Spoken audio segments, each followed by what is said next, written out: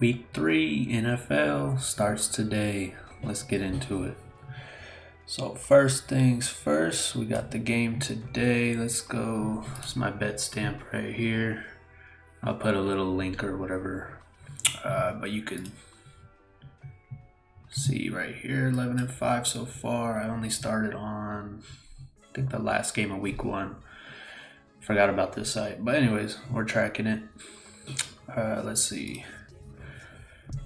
So we got Panthers -8 today, and it's not something I'm willing to lay on the road.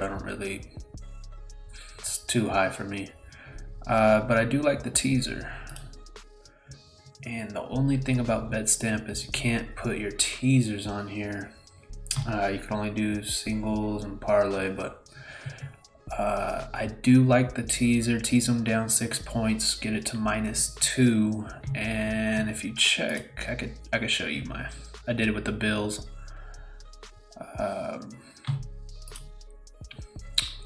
I know a lot of people are teasing it with the Ravens, which is obviously not a bad play. The only reason I don't really like it is just because they beat the Chiefs on Monday Night Football. And then they're going to come into Detroit. Kind of a weird situation, but I mean, if they don't beat Detroit, then that's terrible. They should beat, Detroit by a field goal. So I do like that tease too. I might add it on with something else later, but I do like the Bills just to get the win at home. I think people are pretty low on the Bills because of the first 2 weeks. Obviously, week 1, they just did nothing. Like, they had a lead and then they straight up just blew it against Pittsburgh. And then week 2, they just they got out to like a 14-point lead. I think it was 14-0. And then Miami, Tua got hurt, which he wasn't doing anything anyways. I don't know what Tua is. I don't think he's very good, to be honest. Then comes Brissett. He didn't do anything. And then it was just kind of like a game that wasn't going anywhere. They ended up winning 35-0, but the offense didn't really do anything and didn't really need to do anything. So I think people are pretty low coming into this game because of their offense. They haven't done anything. So I do think this is a good time to jump on the Bills. I even took them straight. You can see, so I grabbed 8 and then it actually dropped to 7. So I grabbed that 7 too.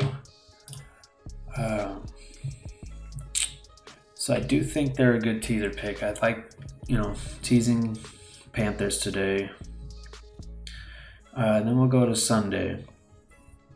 I haven't put this in yet, but Falcons +3, -110 is getting to a point where I kind of have to just play that. I have the Giants -1 on my numbers, so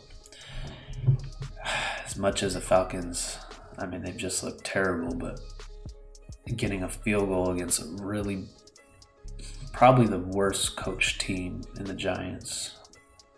I'm trying to think of another one. They're like really bad.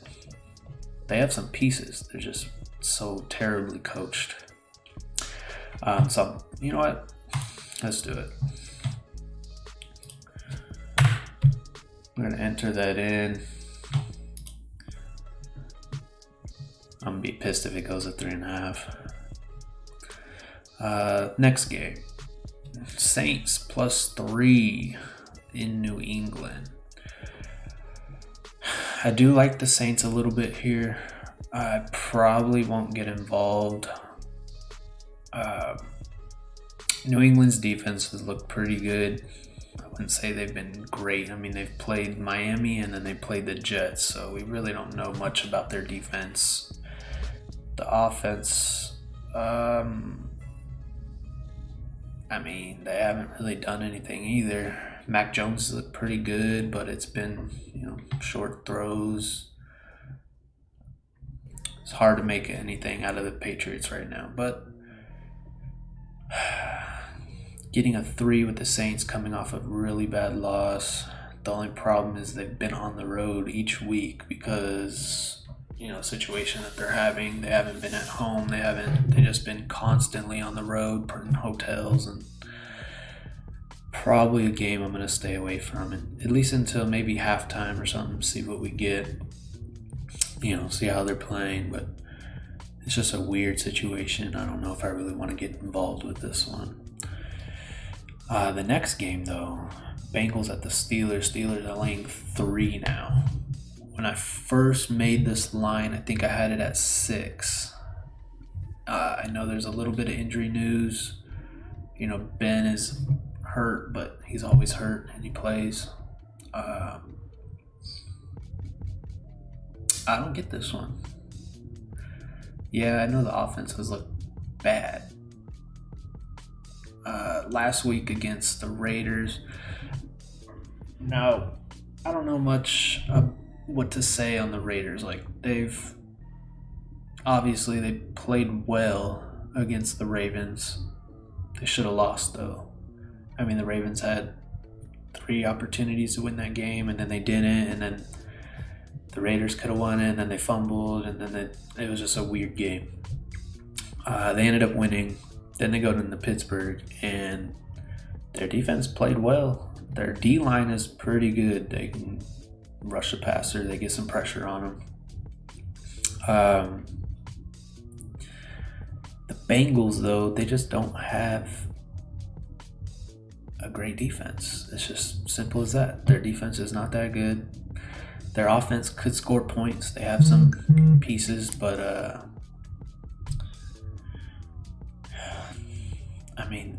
the Steelers, the main, positive for the Steelers is their defense is so good. Their D-line is good. Their secondary could be beat, but their front 7 is legit. I'm laying the 3. This line just doesn't make sense to me. I would think it would at least be at 4. But like I said, when I first made the line, I had it at 6. That was without the injury stuff, though, so I could see it, below a 6, maybe like 5 or 4.5 or something like that. Let me turn this off. This is annoying. But yeah, I'm laying the 3. Like I said, if you go, you could already see I have it at minus 115 because I just didn't expect it to keep dropping. So I'm laying the 3 on that one. All right, Tennessee and the Colts. Tennessee's laying minus 5. The problem I have with this game, well, first thing is Carson Wentz sprained both of his ankles last week, so he's kind of up in the air right now. If he plays,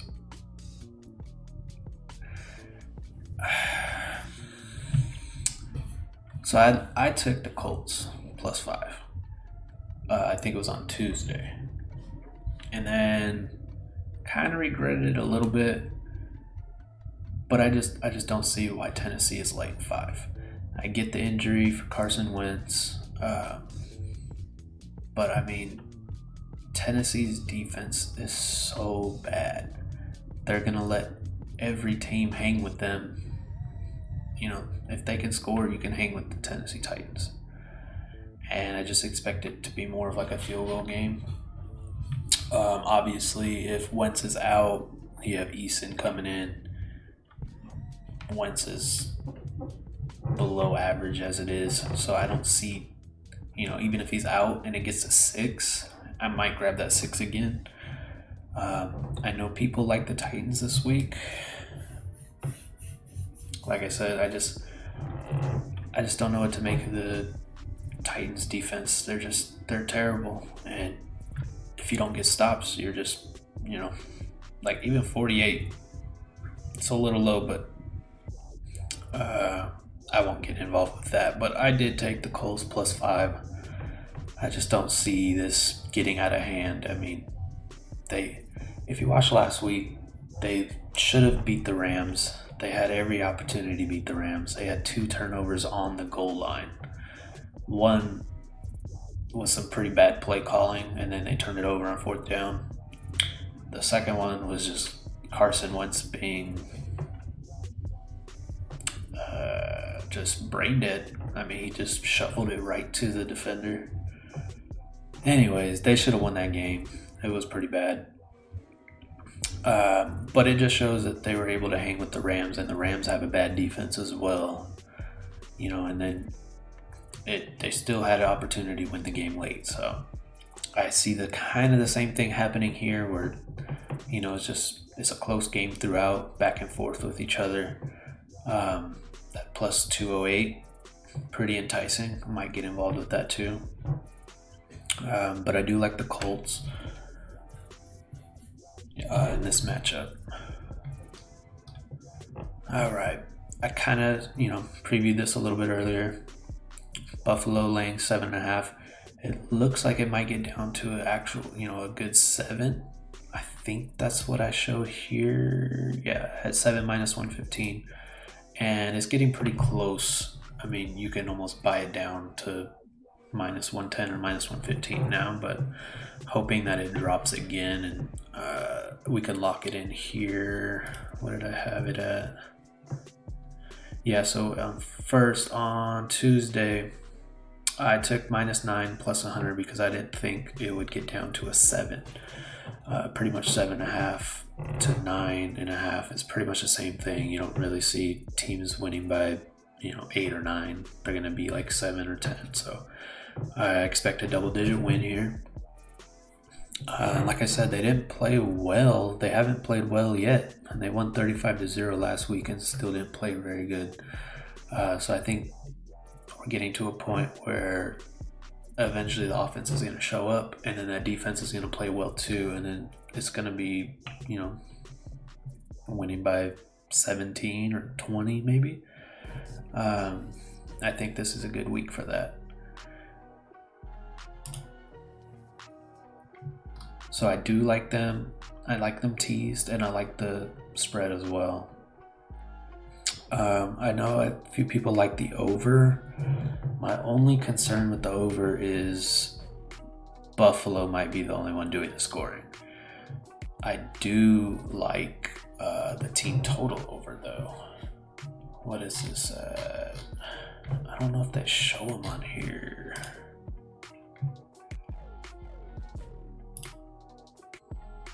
Oh, they do. Okay. I'm still learning this thing too. So 28.5. That's pretty steep. If it was under 28, I would probably take it. I could see them scoring exactly 28 and getting screwed on the hook right there. But yeah, I would just take the Bills. Next game, we got the Chargers at the Chiefs. Couple different things on this game. One is the last few years the Chargers have played the Chiefs really tough, and I think they got an upset last year. I could check. I'm pretty sure they upsetted the Chiefs in Kansas City last year. Upset the Chiefs in Kansas City. I do think this is a little bit different. Chiefs are coming off of a loss where they should have won. That fumble, probably won't be putting that ball in his hands too much. I think you just got to let Mahomes do his thing. And we haven't really seen them take too many deep shots, in the first 2 games. I do expect, it's Mahomes. And deep shots are a little bit high variance, so you're not going to get that every week. But I do think this Chargers defense, they're great up front, but you can attack them pretty, in the middle and deep. And obviously the Chiefs have the weapons for that. Now on the flip side, the Chargers, they probably should have won last week against the Cowboys. They had some weird plays. They had the penalty. It was a poor game. They didn't play great, and then a couple bad calls, and the game got out of hand. I did have the Cowboys +3 last week. I think you can check it here somewhere. Past week. Okay. Oh yeah, this shows everything. Okay, cool. Oh, see, I didn't grade it, but I did have it on here. How can I pull this up? Last week. So we had... Nope, not on this one. I'll find it later. Anyways, I did take the Cowboys last week. Cowboys are one of those teams where if they're getting points, you take them. If they're laying points, you bet against them. And obviously it's not that simple, but I'll go into a little bit more detail when I talk about them and their matchup. But yeah, the Chargers probably should have won that game. And the way that the Cowboys played it, pretty much just ran the ball, kept it a close game. They didn't really, put the ball in Dak's hands too much, which is not good. But like I said, we'll get into that a little bit later. So yeah, the Chargers should have won that game. First week they just played awful and they snuck out. It was a 1 or 2 point win against the Redskins or the football team. So yeah, they've played well, but they're not playing great. Like I said, they do play the Chiefs tough, but the Chiefs are coming off a loss, a bad loss on Sunday Night Football. And I just think the Chiefs haven't played well yet. And this is a good spot to get them under a 7. If they win that game, this is probably a 7.5. Now that they lost, everyone's watching that game. They've seen that they lost that game. They made some mistakes, and they've seen that the Chargers have played tough. I just don't get it. I'm laying the 6.5 most likely. I'm going to wait and see if it drops to 6. It probably won't, but I'm going to wait a little bit longer. But most likely I'm going to get involved and take the Chiefs under a touchdown. I also like it I wouldn't tease it. You could probably parlay it with another one that would get it about even. Teasing, you're probably going to be paying a little bit more. Like I said, if you do it with the Bills or even the Browns, you can pretty much get it down to even. I think it's actually, we could check it. It's going to be roughly the same, actually paying 8 cents more. So actually it would be better to tease it unless you find something else. But it looks like this week, if you're taking a touchdown, it's going to be better to tease. All right, moving on. Cardinals and Jags. I don't have too much of an edge either way. I think I made this exactly 7.5.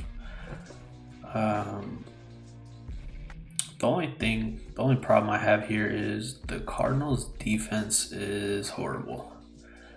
If there's a game where Jacksonville is going to be able to score the ball and get Trevor Lawrence good reps, it's going to be this game. I do believe, he shows a little bit of flashes here and there. He makes some dumb mistakes, but he's a rookie. That's going to happen. I do think this is a good game for him to get a couple scores. He might throw 2 touchdowns, like 250 yards or something. I could see them covering the 7.5. My only problem is like at the end of the game, if they're down by a few points or a touchdown or something, he throws a pick and then Cardinals kick a field goal or even pick 6 or something. So I do worry about that with the rookie, but if I had to, I would take the Jags plus 7.5. But most likely I'm not going to get involved unless I see something like Cards are down 7 at halftime or something like that. But as of now, nothing. All right, we have the Bears at the Browns. Gonna have to check the weather when this gets closer to game time. But yeah, we have, obviously Dalton got hurt last week, so we have Justin Fields coming in. And I know Bears fans, like, they want Justin Fields in there so badly. They didn't want Dalton to play the first 2 games at all. They wanted to go with Fields. I think Fields is pretty bad. I mean, obviously we haven't seen enough, and I'm just going off of what I've saw and what I saw in college. He's obviously supremely athletic, but I don't think he's a great decision maker, and I don't think he really has the accuracy. But if you're going to be able to score, it might be against the Browns team. You see what the Browns did last week against the Houston Texans. And before Taylor got hurt in that game, they were moving the ball pretty well. I think Taylor ended up like 10 of 12 or something like that. He was completion after completion, moving the ball on third down with his legs. It just seems like the Browns have a little bit of trouble with mobile quarterbacks. So I do see Justin Fields getting some yards. I think his total's like 45 or something for rushing yards. I think that's a little high, but I do see him, like I said, extending the pocket, getting some third down runs. My only concern is they have, one receiver, and I just don't know if he's going to be that accurate. On the flip side, the Browns, they should have won game, the first game against Kansas City. They pretty much blew that game. And then week 2, I don't know, maybe they came out flat because of that game. They're like, fuck, we, screwed the pooch on that one. And then they came out flat against the Texans. I think they were tied at halftime last week, and then they were only -4. Sorry, let me check that. They might have been down. I just know that I seen that second half line. It was like -4.5, and I had to slam that one. I thought that was just crazy. Let's see. They were... Yeah, 14-14 at halftime, and then the second half line was only -4.5. When the original line was like -14, 13.5 some places. I thought that was absolutely crazy, so I slammed that. They won. I think they won by 10. Yeah, they won by 10, 31-21. So that was a cool spot. Didn't come out strong, came out pretty flat. And it's probably because of the stinker that happened on the other game. There's different situations that I like. So, for example, Cleveland, like I said, they were playing great in the first half against Kansas City. And then the second half, they just had some mistakes. They blew the game pretty much. They had the punter drop the ball. It was a game they probably should have won. And when that happens, I think you're a little bit more deflated as a team than if you just came out like, say, the Packers did in week 1, where they just completely got destroyed from start to finish. They were just never in the game. Week 2, the Packers came out strong. They came out hot, and they pretty much dismantled the Lions in the second half. That's what I was saying. I think there's, different ways, different perceptions of a loss. And so my point being, Cleveland, came out flat. They didn't look really good. Now, they're only laying 7. I think I have it at -9, which is obviously... You're in the middle of a 7 and a 10. Like I said, it doesn't matter too much. If you believe that they're going to win by double digits, then yeah. If I can get a 6.5, though, I'm going to wait. But if I get a 6.5, I'm going to take the Browns. I also like it teased. I just don't see how Justin Fields gets a win in his first game. Like, it's not something I'm seeing happening in this game. If he plays more weeks, I do think there's some opportunities where he might get that chance. I just don't see it happening here. So like I said, if Browns get down to 6.5, I'm definitely going to take that. If not, I'll probably tease it. There's a few different options this week. You have the Bills, you have the Chiefs. You could take the Cardinals, but I'm a little bit weary of that one just because their defense is so bad and they're coming off another win. But this win, they should have lost. They should have lost to the Vikings. So I do think there's some teaser options available this week. All right, moving on. We have the Jets at the Broncos. I don't know in this game. The Jets are bad. Their offensive line is terrible. I don't know if you guys seen that video. A little, probably like a 12-year-old or something breaking down one of those Jets plays, and there was literally no blocking happening. Everyone was getting free, and then you have the right tackle and the right guard just looking around, blocking nobody.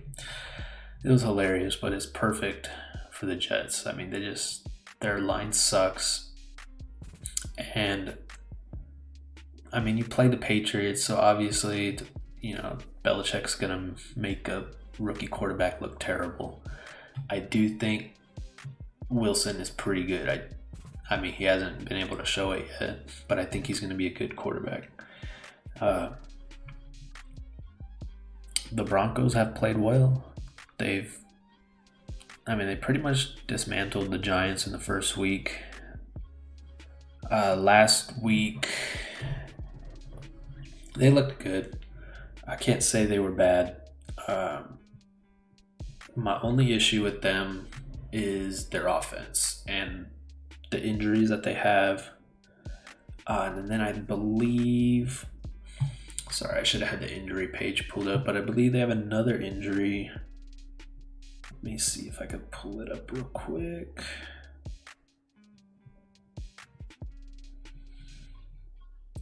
Anyways, they won by 10 last week against the Jags, and the Jags pretty much were never in it. Their one it wasn't even an offensive touchdown. Their one touchdown was from a kick return. Lawrence didn't look great. He had a couple opportunities, but couldn't, capitalize on them. Let's see, injury report. Broncos.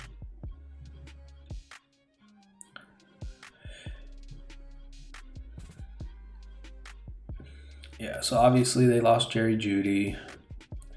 Fant is questionable.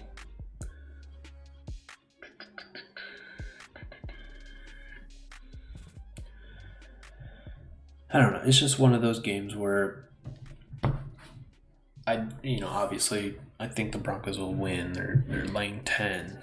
I don't think that they should be laying 10, but the Jets are so bad.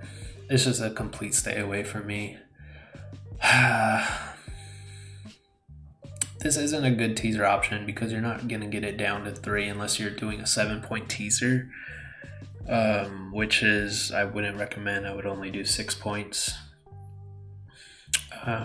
But I could, I wouldn't hate you for it. You tease it down to 4 and win by 7 or something, but it's not something I would do. Let's go. Next game. I don't want to get involved with that one. Miami at the Raiders. Las Vegas Raiders laying 4.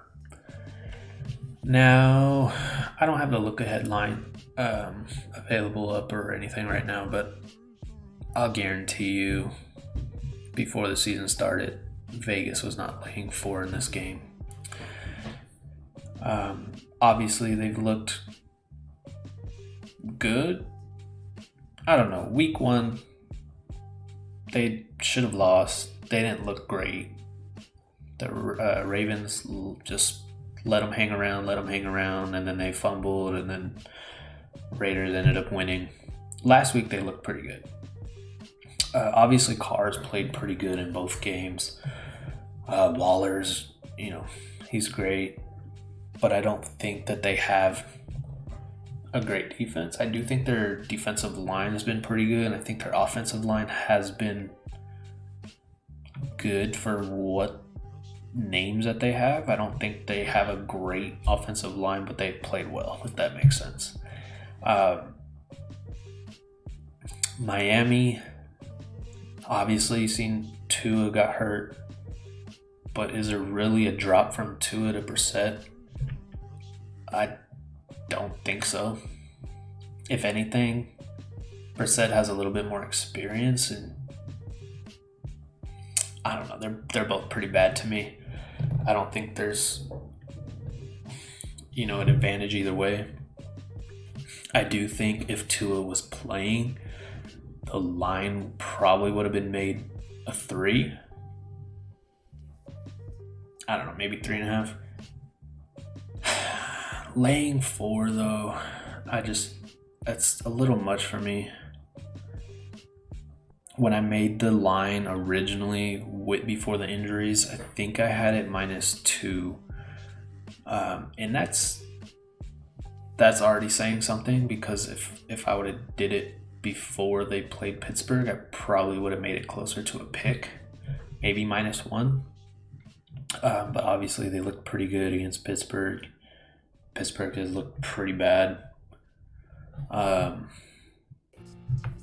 yeah, Miami has a great defense. They're going to get some stops. They're going to force turnovers. It was like 25 straight games they forced a turnover. This kind of comes down to if the Raiders make mistakes, if they throw a pick, they let Miami hang around. Obviously, Miami's looked terrible on offense, but it was kind of to be expected. Their defense is good. They make plays. They set up the offense. Offense gets points off of turnovers. It's kind of just what they do. I do think 4 is too much. I might get involved later, but as of now, I'm going to stay off. I do think it comes down to more of like a field goal game. But no feeling either way. If you want to tease Miami up to 10, I do kind of like that. 6-point teaser, getting them up to 10 looks pretty good, especially with that defense, and the total's only 44, so you're not expecting like a huge shootout or anything. So I do like that option. Next game, Seattle and Minnesota. I will say I have a different feeling than most of the handicappers that I know. I know most people like Seattle in this game. I'm probably not going to play this. If it gets to a 2.5, I'll probably take Minnesota on the money line. Just right now, you're not getting anything for it. You're 105 would be like the best option. I would rather see like a 115 or a 120 before I can get involved. My feeling on this is obviously both of them have great offenses. As you see, the total's 55 here. It could turn into a shootout. They could score 65, 70 points together. Seattle's defense is very bad, and they kind of just let you hang around. Even if they're playing the Jets, they would let them hang around. It's just what they do. They run the ball too much instead of giving it to Russell Wilson, and then they kind of make just stupid coaching decisions. Pete Carroll's awful. And then it's kind of the same thing with Minnesota. I don't know how Zimmer has had this head coaching job for so long. He's done the same mistakes over and over every year, and they never get rid of them. They have a great offense. Kirk Cousins played pretty well. I'm kind of a fan of Kirk Cousins. I know a lot of people don't like him. I think he makes great plays, and then he makes one stupid decision or one stupid throw. But he makes plays. And he has 2 great receivers in Jefferson and Thielen.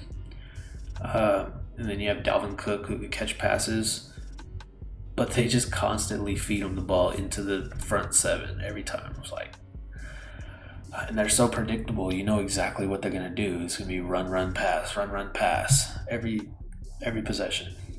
And when they can just use the play action first down, it frustrates me so much. Last week against Arizona, I had the Vikings in that game, but they were so frustrating. I couldn't.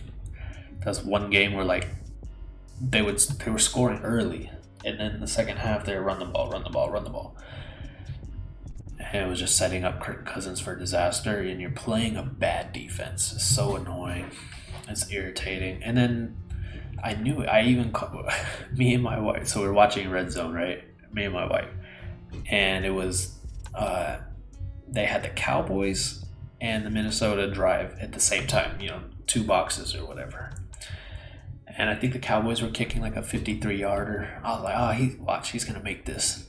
And then they had the Vikings kicking like I don't even know if it was 40 yards. I was like, watch, he's going to miss this. Because they set up for the field goal. I can't stand it. I mean, they've done it every game. They set up for a field goal. Run it into a field goal. Go for the touchdown. Get it farther. I don't know. It's so irritating to be... Like, if you're a Vikings fan, I really feel bad for you. You have a great team. Obviously, the defense isn't very good, but you have a great offense. And it's just sad to watch that every week. I don't know how you deal with it. But, like I was saying, Seattle's going to let you hang around. Minnesota has a great offense. They're going to score points. They're going to drive it down the field. It's kind of like last game where Seattle was playing Tennessee. Tennessee probably should have won the game a little bit easier because they were just driving down the field and they ended up with like 3 field goals in the first half. And then the one throw that went to Julio Jones in the back end, they originally called it a touchdown. They reversed it, which I can't believe they reversed that. If anything, it should have been stands. Excuse me. But yeah, his toe was on the line and they reversed it. So they had to make a comeback, but you've seen how easily it was to make a comeback on this team. Their defense is terrible. They try to run the clock out when they have a lead. And Minnesota is now 0-2 when they probably should be 2-0. They lost both of those games and they probably should have won both. The first game they should have won before even going into overtime, but then the fumble that they called, which was a terrible call. And then last week they should have kicked the field goal to win and miss it because they play like dummies. The coaches are brain dead. So I do think that they're looked at a little bit lower than they should be. Like I said, they should be 2-0. And I do think that their offense is a little bit better than Seattle. Obviously, Russell Wilson's better, though. Both coaches are terrible. It's like, if Minnesota was favored by 3, I would take Seattle. If Seattle was favored, I would take Minnesota. Just take whoever's the underdog in this game.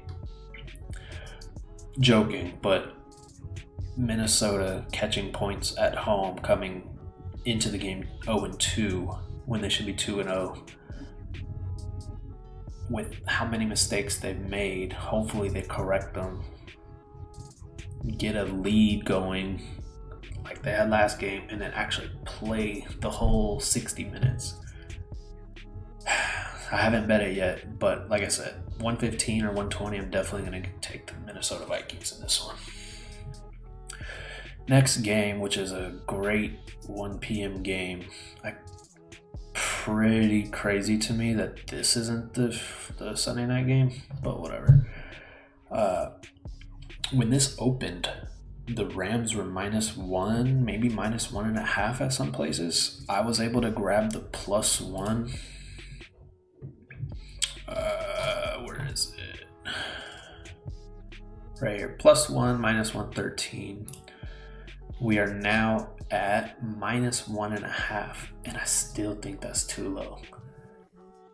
I don't understand this line. The Rams are awful on defense. They obviously have Jalen Ramsey and Aaron Donald. But the Bucs have the best O-line. I guess you could say the best running O-line, rushing. But I mean, one of the best O-lines in the game. And really the only way the Rams stop them is sacking the quarterback, maybe some funky turnovers. But their defense is terrible. They've been getting gashed. They got gashed by the Bears in the run game. I thought it was a bad game plan by the Bears. They kind of just dink and dunk their whole way down the field, and then they would kind of just, I don't know, they weren't taking any shots. They're running the ball, little dink and dunks down the field, and then they would give up a 70-yard touchdown. Probably not 70, but they were getting bombed on. Obviously, you're not going to just be able to keep doing that to the Bucs. And then last week, when they played the Colts, it was a game the Colts should have won. Kind of the same scenario. They make a couple great plays on offense, like a couple huge 40, 50-yard bombs, but they can't consistently go down the field. And then they're just getting gashed the whole game on defense. And then they made some plays, some weird, stupid turnovers. They should have lost that game. They should be 1-1. The Bucs obviously have looked good, kind of. Week 1 against Dallas, they had, 3 or 4 turnovers, and then they still managed to win the game. Probably should have lost that game. And then last week, it was a weird game. They were laying 13 and a half points or whatever it was. They shouldn't have covered that game. But it was a weird spot. You're playing a trash Falcons team with the look ahead to the Rams.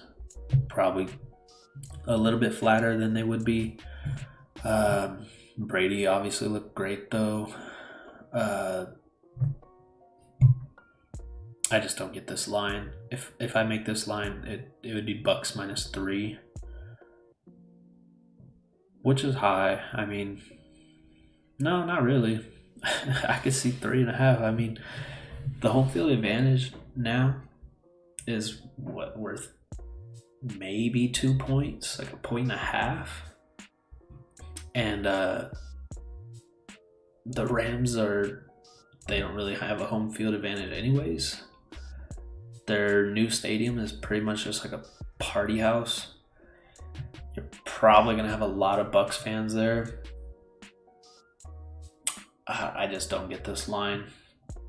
And like I said, it did open +1, so you've seen some movement, but I still think there's a lot of value in this -1.5. You're essentially, I mean, you can even take the money line and -125 or whatever you would get.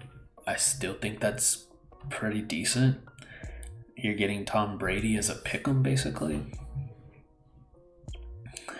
And then this is like their first real matchup where they're actually playing a good team. The first game against Dallas was opening night, opening, what do they call that? Opening night is baseball. Kickoff, opening, whatever. You know what I mean. So this is like their first real game that they're playing.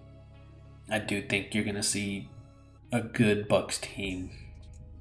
And, the Rams are probably hanging around. They're going to make some plays, whatever, but if the Bucs don't win by 3 or more, I'll be pretty surprised. So I do like that.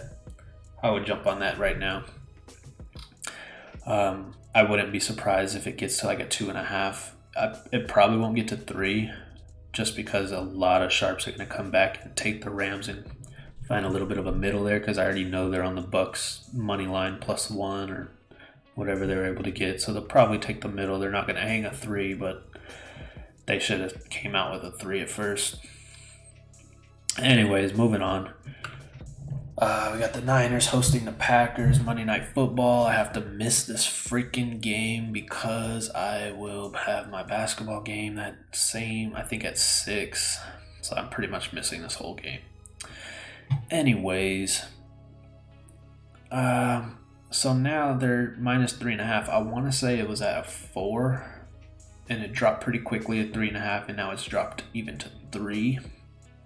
I know a lot of people that are digging the Packers in this one.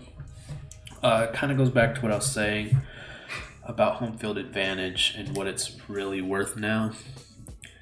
A few years ago, 3 points was a pretty standard home field advantage. Now, 2 points is like the best you can really give for a home field advantage. I mean, you've seen Seattle, they probably have one of the better home fields, and they blew it. They didn't look great. Home field advantage didn't look good.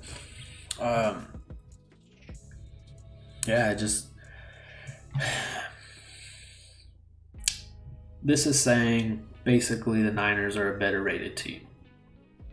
And obviously, Niners are my team. You can see in the background.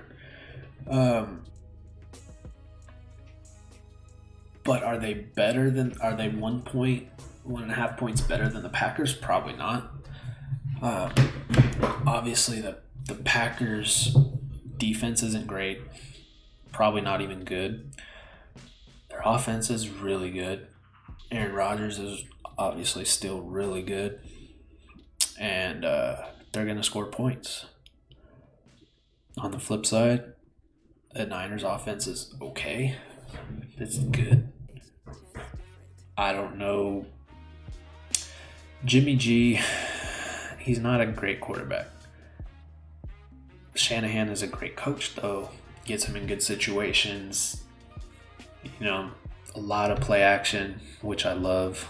Play action is the best. We have a lot of motion. I actually think we're like number 1 in motion pre-snap, which is amazing. It throws off the defense so much. I don't know why all teams don't do it. And then a lot of play action. And that's going to get your tight ends open. It's going to get the drags across. It gets a lot of movement. The Packers are not going to be able to handle that. Their defense is not good. The only way that I can see them getting stops is probably some sacks, D-line getting some pressure. I don't think the Niners O-line is that great. You've seen what the Eagles did to the Niners last week. They just had constant pressure every drive. And the Niners just looks really bad at, through the first, not the first half, but the first like 12 minutes, not 12 minutes, sorry, like 18 minutes, 20 minutes maybe. And then that last drive, they stopped the Eagles before halftime on the goal line. And then they went 97 yards before halftime to score. Pretty much, turned the whole game around because they were not looking good throughout that whole first half. And I actually had the Niners minus 3.5 when it first opened, and then I took it again minus 3. That line made no sense to me, and I still think I probably should have lost it just because of how well the Eagles' defense was playing. And I knew their offense isn't great. I know the Eagles, they have Jalen Hurts, who's young. He's going to move around in the pocket. He's going to extend plays, but he's not really a great quarterback yet. We don't know if he can be. We'll see what happens. But I thought that line was crazy. I took the Niners and had to sweat it out pretty much until, I think they stopped them twice on the goal line inside the 10. And then they almost made a backdoor cover at the end too. But they were able to avoid it this time, unlike the first week in Detroit. So yeah, this is a game where I think both teams are going to score. And I think they're going to score a lot. I don't really see many stops. Obviously, Aaron Rodgers is going to score his points. And then I just don't see the Packers being able to put as much pressure on the Niners offensive line as the Eagles did. And I think the movement, the motion, and the play action is really going to mess up the Packers defense. You've seen last week Jared Goff was moving the ball. they're running the ball for like 4 or 5 yards every play. If you do that against the Niners, they're going to gash you. Niners can run the ball. And then their play action is amazing. So I think 3 for me is pretty spot on. I know, like I said, I know people that think the Packers are rated a little bit more than the Niners. I've seen like in their power ratings, the Niners are like 9, and the Packers are kind of like top 5. I don't feel the same way just because of the points I made. Green Bay's defense is pretty bad. I do think the Niners defense is a little bit better than people give them credit for. Obviously, we lost Barrett, and we don't have great corners, but we have a collection of decent or average corners. They even have like Josh Norman on the bench now. So I do think they have a lot of okay guys. I don't think they're terrible. Are they going to be able to stop Devontae Adams? No, but they have some guys that can make some plays. Our D-line is pretty freaking good. Linebacker core is pretty good. So I do think this line is hard. I think if it's off, it's by 1 point. I think I had the Niners minus 2.5. But I'm not going to play that 3. I think it's going to be... I just think the Niners have more advantage here. I think their defense is better than the Packers' defense. And our offense can gash this defense. So I'm going to stay off. But I like the over. Like I said, both teams are going to score points. Obviously, the Packers' offense is really good. And the Niners' offense is going to score some points on these guys. Like, I wouldn't be surprised if it's a 28-31 type game. Pretty high scoring. So I'm just going to play the over. I'm probably not going to get involved in either side unless it gets under a 3, which I doubt it, but yeah, probably won't get involved with that. The last game. This game is crazy to me. Monday Night Football. Dallas is again, well, it started out when it first came out, it was a 4. And then it got down to 3.5. And now it's a 4 again. 4 points. Dallas is laying 4 points. This goes back to what I was saying earlier. Dallas as an underdog, they play great. They can keep themselves in games. Laying 4 though is crazy to me. This should be a -2. I think they're pretty even teams. And like I said, 2 points is about home field advantage right now, so I would think it would be more like -2. I think it's a field goal game. Dallas has this tendency where they just try to feed Zeke the ball. They try to put it in his hands, run the ball. And he's not even the best running back on their team. Tony Pollard is better than him. And they do this thing where they try to, switch him in and out. It's like they know they have to play Zeke because they gave him all that money. But he's a detriment to the team. And Dak has been like really good. I did say it before, when he got drafted. I said he could be a really good player. I didn't think that he would be probably this good because he's been freaking amazing. Some of the throws that he makes, there's only a couple people in the league that can make that throw. And if they would just give him the keys to the offense, like cut Zeke, like take your loss on that. What was it, $28 million or whatever? Take your loss. Just get rid of him. He's a detriment to the team. He's quiet now, but he's still a cancer. Like, give Dak the ball, let him make plays, pass the ball to set up the run instead of running the ball to set up the pass, because you're moving the ball so often. These receivers are so good. If they just And Mike McCarthy is another problem, obviously. He's a terrible coach. I don't understand why they would hire this guy after what he did in Green Bay with Aaron Rodgers. He's just awful. Offensive coordinator is pretty good, but, he's not making all the decisions. It's going to be the same thing. They're going to run the ball, set up the pass. Let me check if their offensive line is going to have injuries still.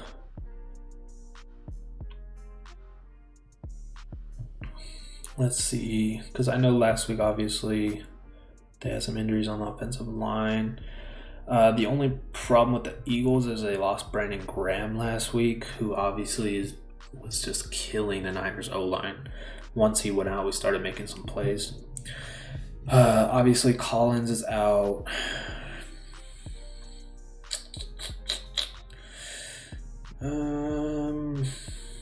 I don't see... I can't even remember his name right now. What's his freaking name? Offensive line. Zach Martin? I don't see him on their injury report right now, so that's a good thing.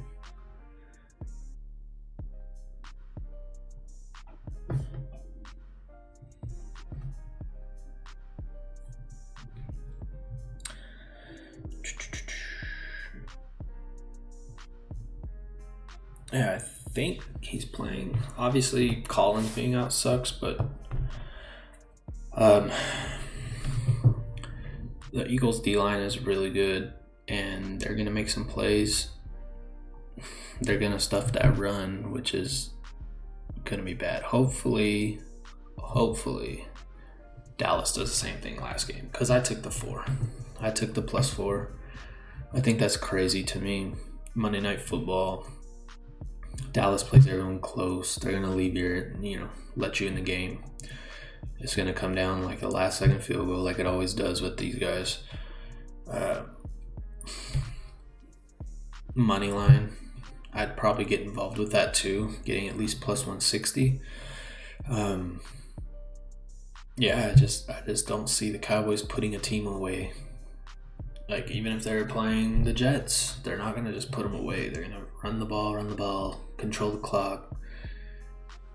Eagles are going to make some plays. Jalen Hurts is going to get outside the pocket, make some plays. You're not going to just stuff this offense, even though it's not that great. But Dallas defense isn't that great.